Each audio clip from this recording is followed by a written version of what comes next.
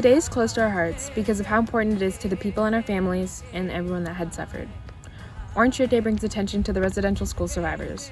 Not only to the survivors, but to their families as well, and especially the children that never made it home. The First Nations children of Canada were taken from their families as a way of assimilating them into the dominant culture. These children were isolated from their families, forbidden to continue their traditional way of life.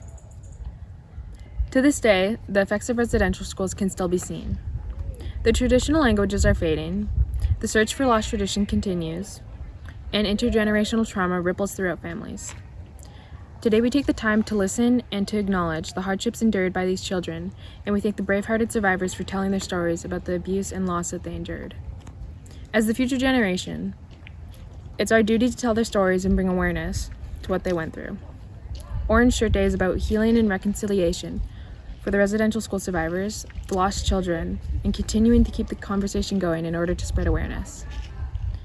I'd also like to acknowledge that the land we gather on today is the unceded territory of the Coast Salish people. My name is Anna and I'm from Gitxsan, the First Nations, located along the Caitlyn River. Hello, my name is Caitlyn and I'm Dene First Nations from Yellowknife. My name is Henry Young and my family is from the Wet'suwet'en part of BC. Hi everyone, I'm Jasmine B and I originate from the Sahtu Dene, which is from Great Bear Lake and WT. One of my great-grandmothers went to a day school until she was 13 years old, where she was told there was no more school for her. In my family, my grandmother went to day school and my great-grandmother went to residential school since she was 5, up until she was 18. And this usually is pretty hard for me because I didn't know my grandma, and I know, well, the only thing I really knew a lot about her was that she went to a residential school. It wasn't until recently that she opened up to her family about her experiences at day school and her worries about whether her children would have had to do the same. She went on to try and keep Gitxsan culture alive by learning to read and write in her native language and learning how to make traditional clothing and do traditional dances. She helped to create a cultural village on the reservation called Kazan. I've seen firsthand the intergenerational trauma stemming from residential schools in my community.